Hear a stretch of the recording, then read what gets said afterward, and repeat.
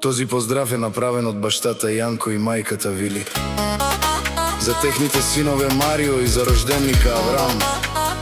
Честит пети рожден ден, Аврам! Бъди жив и здрав и следвај мечти. Вакрал Продакшн.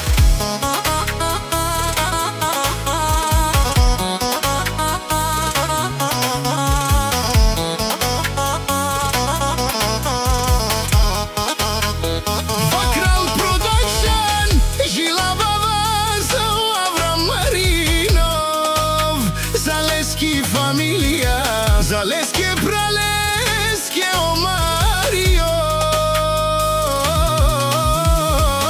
Haide brat mi Avrame yaşa za o Mario i la baba Akaya gili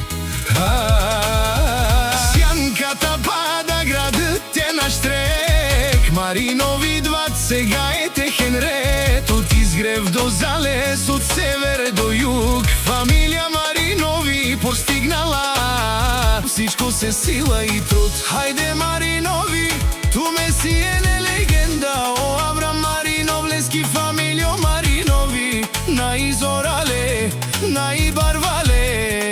Ајде Маринови, фамилија Зорали и си номер едно. Најконтересел тумен.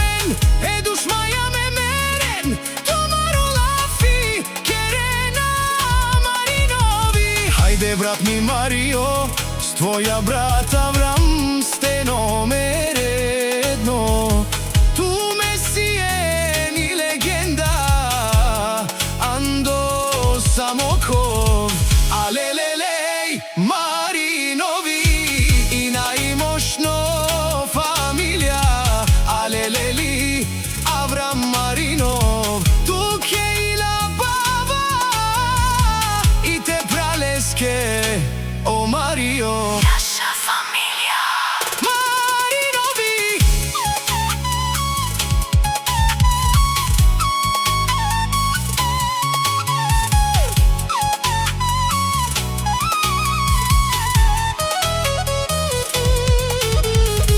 Честит рожден ден, Аврам, збъдвај всяка твоја мечта.